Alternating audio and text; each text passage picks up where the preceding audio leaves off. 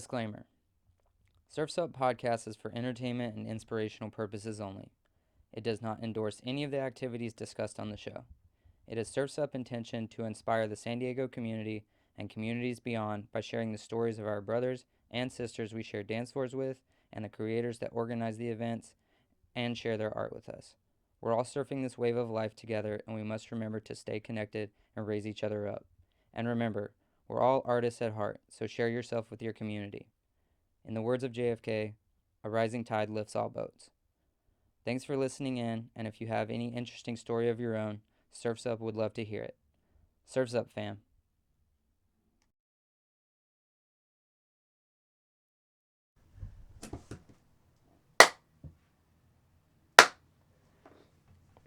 Surf's Up podcast episode 3. This is Corey here, live with John Martinez, local San Diego drummer and my neighbor. Great neighbor, by the way.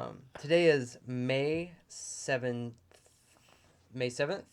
and we are here to discuss how work has been affected by the coronavirus in San Diego and how people are responding to it, which, in my opinion, San Diego has responded way better than everything I'm hearing on the news. People seem to be getting back out there, and a couple of people have gotten tickets on the beach, but that is what it is, you know? Have you seen that video where the kid from Wind and Sea went out surfing, then he ran out of the water, and some cops were chasing him, and his brother met him in his pickup truck and drove him away? No way. Yeah. It's on video? Yeah, I'm pretty sure that's don't quote you. me, but I'm pretty sure that's what happened. Wow. The irony was everyone was gathered together watching him getting chased by the police. Yeah, so I just don't get it. They pick one person to make an example of, and it's just. But the whole point is social ironic. distancing. So there's hundreds, or not hundreds, but there's a few dozens of people all next to each other watching that go down. So yeah, I was just what? But yeah, so weird, very weird times.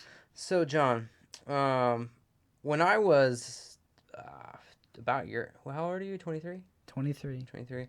I moved out here at 20, and right before I moved to San Diego, I had a friend that worked at a truck stop, and I went there and to visit him. Last time I probably ever saw him before I moved, and I sat down, and a trucker came up beside me and he goes, "So, young man, what's your story?" And so I want to ask you the same question. What's your story? What got you into drumming? And it seems like, from my perspective, it is your life, drumming and music. Well, yeah, you're totally correct. I mean, I don't know, I feel pretty blessed. My parents moved here. I'm actually the only one born and raised here. Where's the rest of your family from? So, my mom and my dad, they met each other in Fort Worth, Texas, and they had a family. So I have such a weird story, dude. It's kind of hard to explain. When I try explaining my family tree, it's just there's steps and bloods and siblings that have passed away and that are, it's just crazy. Yeah. So my dad met my mom. They were both waiter and waitressing at this restaurant in Texas. But before that, so this is them. Yeah. Before they met, they were previously married. So we have my dad. Yeah. Who had my older sister Misty, so she's my half sister on my dad's side, and then my mom, before she met my dad, had two siblings, Kaylee and Max, or they're my siblings, so I had two children, Kaylee and Max. We have Misty, Kaylee, and Max. Those relationships ended, and my mom and my dad met. Yeah. And so where did music come into the fold? How old were you? Well, music has been around my life. Yeah. Were your parents musicians? Well, my dad is a drummer. He actually played with Chuck Berry a few times. Really? Yeah. Crazy. So he's been someone I've looked up to for a long time. My brother played drums. My dad played drums. So it's in the blood. Yeah. Fully. Yeah. Cool. And my mom played piano. My sister paints. My mom paints as well. But yeah. Tight. So what keeps you motivated to keep drumming? Because I hear you drumming every day. You literally drum every day, which is like, that's beyond motivation. Like that's pure discipline.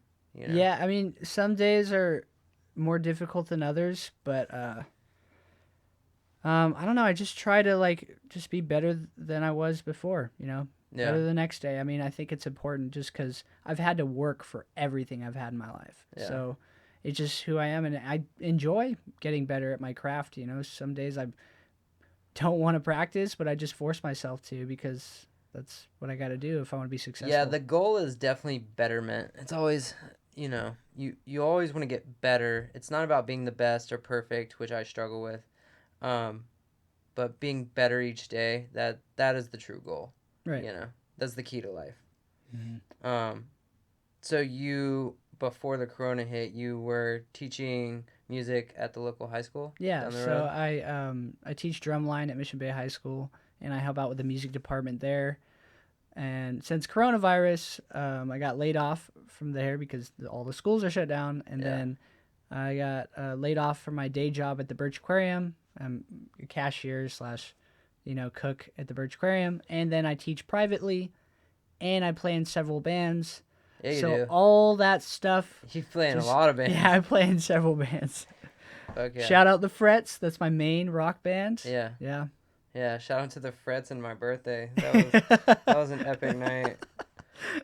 Truly you got to epic tell night. the viewers or the listeners what happened. I don't remember. There was so much that happened that night. Well, John here threw me some tickets because he was playing in the band. He had a bunch of extra tickets, and so he basically gave me enough tickets to drag my birthday party to his rock show, which was epic. And that was a truly phenomenal night. Dude, I gave you that was so the best many birthday I've tickets. ever had. Really? Wow, dude, that's awesome. I can't really. The only other birthday that was like, it was the total opposite of that was the year before. And I went snowboarding on my birthday, and I hiked with a bunch of homies that I just met that's in cool. Mammoth. Like, I met them that night. We all went out and partied, and then went to sleep, woke up like 3 hours later, hungover, and then we went and hiked the Sherwin Range, which was absolutely absurd. But we hungover, you did that? Yeah. God, dude. Yeah, we were after it. Jeez. There's nothing that slows me down on my birthday. It's insane. That's funny. It's like that. It's been like that every year for my entire life. Like, I have down days, but my birthday, man, it doesn't even matter. Oh. I could be sick or anything, hungover. Dude, yeah. I mean, I'm going to get after it. Dude, I'm so thankful I had my birthday party. Like, you came. And that was yeah. Dude, that was the last thing we did That before was coronavirus. That was totally right fucked before. everything up. Like, that was like 2 days before everything got shut down. And we had the craziest birthday party. I had like 200 people. Shout out to the neighbors that John pissed Oh my off, God. Dude, yeah, that was so funny.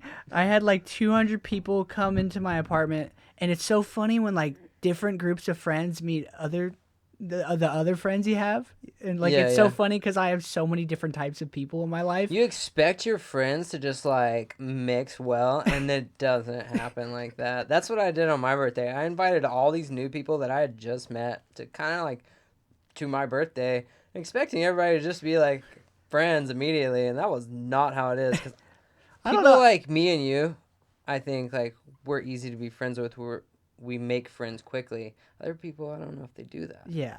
I mean, I don't know, people skills. Some people lack people skills. I don't know what it is. Some people like just lack perspective. I think that's what it is. True. That's how I'm able to Straight make up. friends. Is just because I just try to envision myself in their shoes. Yeah. Yeah, and I don't know. I haven't traveled a lot, so I don't want to say that like other places aren't like this, but I feel like San Diego is pretty good about like being open. Oh yeah, for sure. Being open. I remember I went to Nashville and to record. Just The South in general. Yeah, the South in general is crazy to me. I've never experienced anything like that in my life. People are rude. Yeah, and I mean, I don't understand. Like, Southern hospitality yeah, and rudeness. Because we were recording our first album over there, and we look, I don't even dress like the other rockers do. I'm the drummer. I usually just have no shirt and that's it. But like Liam's, always in his like tight pants and his skinny jeans and his belts and his rings, and like we're all rockered out, and we're just in this Nashville bar, and there's like all these guys just staring at us like they're in these blue jeans and plaid t-shirts. They're just like, who the fuck are these Californians coming into our bar? I swear I've never experienced anything like that. It was crazy. Yeah. I thought we were gonna get in a fight with them. It was super gnarly. Yeah. Who are these tourists? I know. I was like, wow. I feel like the tourists. This is crazy because we deal with so many tourists. Oh yeah, dude. constantly. I actually got the tourist look the other day. I took some friends that just moved here to see sunset at the beach, and they clearly are not. They clearly haven't been on the West Coast less than a year, they've been, and they were like, "Why is everybody like looking at us like that?" I was like, "Cause they all think we're tourists because of the way you guys are acting." Yeah. And they're like, "How are we acting?" And I'm like tourists. I know, it's like so you're just obvious. you're just like amazed by a beach. Oh, It's yeah. like, it's a beach. Oh my god. I know. It's like, wow. Yeah. Wow. It is something to behold, the California beaches, and I remember I was definitely like that. I was very thankful when I was here, and I still am. But you get used to anything. You get used to living anywhere, and Yeah. fuck, maybe we're spoiled. I mean, Whatever. I don't take it for granted, dude. Yeah. That's actually something I've been working on. I go to Pump House. It's my like spot, Yeah. Like every day I'll just go grab my little energy drink or coffee, and I just go and look at the water and like say thank you to God for my life. It's crazy, I go right out here on our little creek behind our house here. Rose Tweak. Rose Creek Canyon. That is the spot. I run it regularly, and that's been like my saving grace here lately. It's just running the bike path. Oh yeah. Up until they reopen the bay. Open the bay. Isn't that crazy? They're shutting things. Like, did you think like 3 months ago, like something like this would happen? Like, we would get to this level? Like, it's wild. I had a buddy that is a fellow YouTuber that was covering coronavirus a little bit, talking about it. Wow. When it was in China, and we kind of knew it was coming. We didn't know how the U.S. would respond, but we knew something was gonna happen. I was actually very thankful because it helped me pick up some Bitcoin at super cheap. So I'm excited. Hey, that brings up a good point though, because like it's either you can let things like go for the worst, and go stagnant, or you can pick yourself up and figure it out and benefit from this. You know, I'm sorry, like, there's so many people that are just scared, or it's all these like rich celebrities that are like stuck in their $1 million houses right now, and they're whining and crying. It's just like, I can't remember the author. I was audiobooking this book like last month. I can't remember the name of the author, but he said that opportunity is served on a silver platter of change, and opportunity is happening, and change is happening every day. Yep. That's the truth. Opportunity is around every corner, but if you don't have the perspective to like see it and the drive to attack it, then it's just gonna keep passing you by. And I'm not belittling anyone's feelings. I'm just trying to like want them to see the good, because that's the only way. That's the only thing we can do. You know? So speaking of taking advantage, John, what did you do? What did you do during this time where you had nothing to do? You took your truck out and you put your drums in the back? Yeah. Okay, so my roommate Sky, he has a big pickup truck, and then I was like, you know what? I just want to go spread some positivity and like, kind of just jam out and entertain people, because all the grocery stores are just packed and there's lines for the grocery store. So I was like, all right, I'm going to go entertain these people. I parked in the middle of a Trader Joe's parking lot, brought a little speaker out, and Jam for the People, and then ABC 10 News covered the story, and it's got like 17,000 views on Facebook. Fuck yeah. Yeah, I saw the news when you posted it and reshared that, which is pretty awesome because musicians and just artists in general already have it tough, but Yeah. to go through something like this, like there's no Oh. outlets. Oh yeah, it's so unfortunate. Like we're getting fractions of a penny for a stream on Spotify. Yeah. Now, like it's crazy because the uh, main source of income for musicians is gigging, is touring, Yeah. is lessons. Yeah. And like yes, you can do lessons on Zoom, but like if I have to see one more person go on live stream and play the guitar, like it's just like there's no like I new don't know. content There's being tons made. of DJs just crushing it right I now. mean, But it's know, all just it's all the ones that are already crushing it. yeah. But I want to just see some different content. This is my like advice for like musicians out there. Just like do something fun like Hot Ones or something different where you're actually engaging with your fans. Just don't play the guitar on your live stream and then Another expect to be thing successful. about that is music is audible, it's heard, right? Yeah. But it is something different to be at a live show Right. and to hear the same exact song through your fucking TV. Yeah. It is completely different. Completely different. Yeah, the energy in the room is dramatically different, and I don't know how to explain it. I don't want to get too woo woo, but like the vibrations of just the energy from a good show. You don't even have to like the music. Yeah.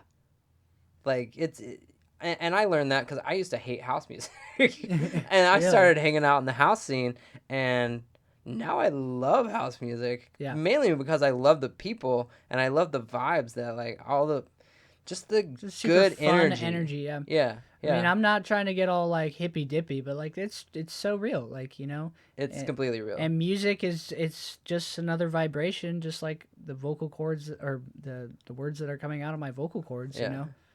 And that's one of the coolest things that I learned, like last year, getting more into the music scene was the EDM scene is how everything is structured on the BPM rate, and how just like that's what determines the genre. Yeah. Is the BPM rate. And interesting. Yeah, did you not know that as a musician? Well, no, I mean like any type of music can be in any type of BPM, but there are commonalities with certain genres. The EDM like spectrum, like if you're at like I think it's like the 140 range, like that's dubstep range. When you're in like the 120 range, that's the house range. Like so it's all based on your BPM rate, and that's like how DJs mix everything. They have to match BPMs or because they're sampling everything, Yeah. And they have to line it up correctly. Yeah, so it doesn't just sound like in trap total music. Trap. Trap music is Total crap. Trap. I'm not a big fan I of love trap music. You're talking to a jazz musician. Some of it's good. But the people don't know. I'm a jazz musician who only gets rock gigs, but only listens to hip hop. Yeah. So I really don't mean to talk shit. I actually love all music, and I hate most people when they talk shit on any type of music. Yeah. I listen to like classical violin when I read. Right. So, like I like all music. Yeah. Anything. I mean, there's certain genres that kind of take the cake, but I don't know. Someone once told me that you don't like a genre is because the reason you don't like a genre is because you haven't found the right song yet. So that brings me to my next question. At what point of making music did it hit you?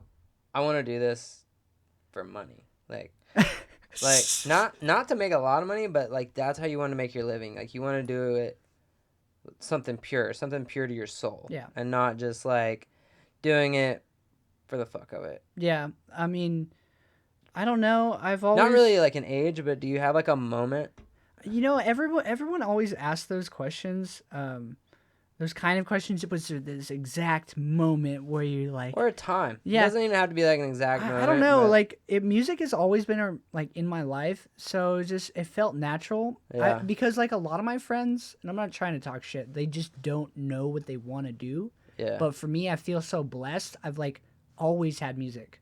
I Yeah. think I knew from since I was 6 years old that I wanted to do music, Yeah. which is crazy to some people. They're like, you got to try so many things. And I have. I skateboard, I surf. I like to, work out. I Yeah. have different, things that I like, but music has just always been there. Yeah.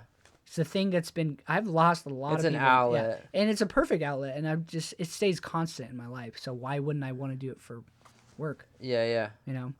Truly, that is epic. I've worked a lot of my life at jobs that I hated. to be like just completely honest. Yeah. It's not even that I hated the job so much. It's just that I hated being an employee. I hated Right. like just like cleaning up after people. Even if I had fun there, it wasn't like filling me up here. Yeah. You know, like it was filling up my wallet barely. Like, but you know. So that's actually what inspired me is I was about to go to bed one night and I was like, you know what? If I had all the money in the world, what would I do? Right. And I was like, I'd start a podcast and talk to my friends that I think are cool that have a side hustle that, or for you it's different. You actually music is your whole like hustle. But Well, like I still have a day job. yeah. Oh, you do have a day job. So I have several outlets. Like I said, all of those jobs I had got shut down from coronavirus. Yeah. Teaching and everything. So I really want to inspire people to like look at John, and see that there is people in our community that are on their side hustle trying to make their dream a reality, and they're doing it every day. And I can attest to the fact that John literally drums every day, every single day, and I don't even mind. Like he's texted me before and been like, "Oh, like is it too loud?" I'm like, "Dude, do your thing, like whatever." You know, if it's not, It's a real friend right there. if it's not 1 in the morning and I've got to work at 8, but like even then I probably would still be like, oh well, like you know what, like he's doing his thing. So we have a couple more minutes. We got like about 5 more minutes. Oh. Is there anybody who inspires you? Like, is there like that? Is there any musician or friend that Like a local musician that I doesn't matter what inspires you, like, or who? Well, I just love storytelling. Yeah. So Straight up. I love concept albums. What I like to look at is I get inspired by like multiple facets, you know, whether it's cartoons or video games or like film.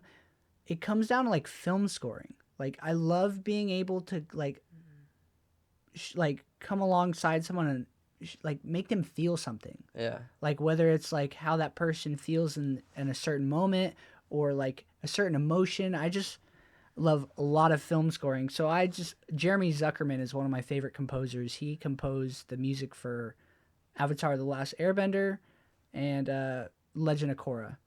Okay. So like I've never seen either of those. Really? So, oh man, it's all Avatar. You're talking to the right guy. You just got to see the shit. Oh man, I'm so obsessed with that series. Yeah. Greatest series of all time, Avatar: The Last Airbender. You know it has 10 out of 10 stars on Rotten Tomatoes or whatever. Really? Yeah, it's got a perfect score on Rotten Tomatoes. It's the greatest show of all time. That's my opinion. As much as I don't watch TV, I'm like fully stuck on not watching anything fictional. You almost got me. I'm just saying, man. It's what's crazy about that show. I'm gonna stop because I can talk about that show for way too long. But I grew up with the show. Yeah. So they would it was super innocent and childlike and fun at the beginning of it, like when I was less mature. And as the series like progressed, the show got a little bit more mature and more intense. Yeah. So I think no other show in my life has ever done that for me. And there's so many other things. So in general, the art, general. Art in general, to answer your question, yes. Yeah. But I love... Who's your favorite drummer? Man, keep it simple. Come on, bro. You gonna do this to me right now? Yeah, it's an interview. Oh my God. My favorite drummer?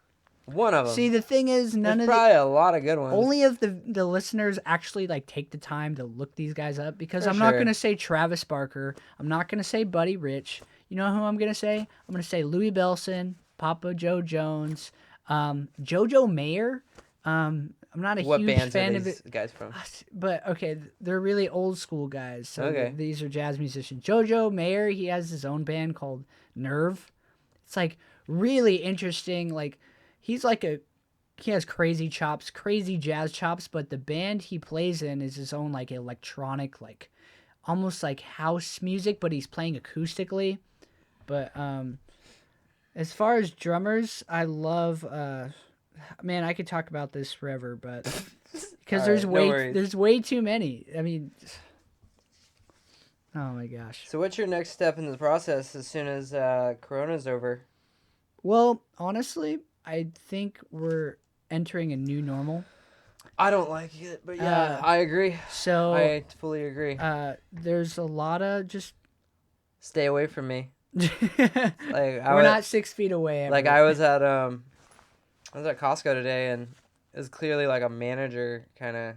I think it was like an executive, like a Costco executive. He didn't work the day-to-day operations. This guy like definitely had a nicer get up on, and he had a thing on his lanyard that said "Stay 6 feet away." So I'm crazy. just like, that was on his lanyard. Yeah, and I'm just like, we're. I don't like to go down the conspiracy theory thing too much, but we are being 5G. We're being disconnected. We are being disconnected as humans. Yeah. And just like playing it through the TV is not gonna cut it for a live stream. Like it's just not. That's why it always blows my mind. Like I miss Blonde Bar so much. And I heard the other day that it might be shut down by the time this is all over. Wow. Yeah, and so it's they like, didn't apply for a loan or anything. No, it's not. It has nothing to do with the virus. It has to do with the owner, or something. I don't want to speak too much on it. I have no idea what's going on, but I did hear that it may be kaput, and I'm just like, dude, that's like where the scene hangs out. Right. Every week. Yeah. 4 nights a week. Like if you're bored, you go to Blonde Bar and you see a friend. Like anytime. And oh man. So yeah, it's a little daunting right now, but it's confusing, The human will find a way. Yeah. But it's so funny you say we're like being disconnected. Because like even we're being prompted to disconnect ourselves from each other. I don't know, but we're stuck in our phones all day. Yeah. That's the irony. Yeah. It's like we're stuck in our phones, but like, are we more connected? Like, no, on our phone? Like, you know, like. Human connection is, it has to do with energy fields that you cannot see with your own eyes. Yeah. You know? Yeah. So, yeah. No, and I think this will be the last point, is I think that, thank God for mics and cameras and stuff, but like, even this makes this conversation a little bit inhuman. Yes. Wow. You know what I mean? Wow, that's the realest point of the podcast right now. Yeah. The irony. I took it there. The irony. It's like, hey, we're getting we're just digging this hole. You yeah, know, we are. What's inside the mic? You know, like, oh my God, what is this? Sheesh. All right. I want to do another one of these. For sure. I mean, if we can edit 30 minutes together, we can just hit record again. Yeah, we'll do that again. We'll just do one of those like YouTuber covers where they go like, you know what I'm saying? And then they just pan it to the next shot where they cover it. I've always wanted to do that in a vlog. I think, here, screw it. Let's just do it. Yeah, dude. Let's just do it. Oh, battery's gonna die. Oh, damn. I think we're done. Yeah. We got to finish this podcast. We're toast. Well, we got to roll out. We got 1 minute until the camera totally goes down. So, John, tell them about your Instagram and where they can find you, and then tell them, hope you got any shows No shows. No shows. Okay. You know, but if Look up the frets. yeah, if someone wants to teach me how to put a show on Twitch via Minecraft or something, teach me. I think that was very smart of Travis Scott. Yeah. So musicians, you better pick up on that. Anyways, you can find me on Instagram, YouTube. I got a TikTok now. I'm 23 years old and I have a TikTok. I know it's disgusting. But at That's John life, _ M drums. John JOHN _ M drums. And you can find me YouTube, Instagram, all the social medias, all the Facebooks. Perfect. And you can find us at Surfs Up Podcast on YouTube only, para momento. But soon enough, I'll have it on Spotify and everything else. So thank you guys for tuning in, and we will catch you on the next one. Surfs Up. It's pretty good. We'll get better as we, do it, Forgive it was split into 3 files. Okay. Perfect.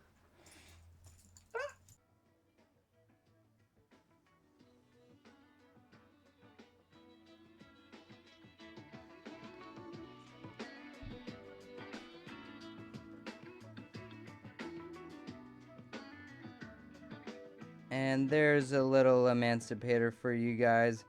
Surfs Up, fam. Corey here. Thank you for tuning in to the episode. Surfs Up is still dialing in its technical skills, so we're really happy you made it to the end. Remember, perfection isn't the goal. Progress is. Please like, subscribe, and comment down below, as well as check out our Patreon link if you're in a giving mood. We'll be seeing you in the waters of life's next swell, so prepare well and exercise your freedom. Surfs Up, Godspeed, love loud, and peace out.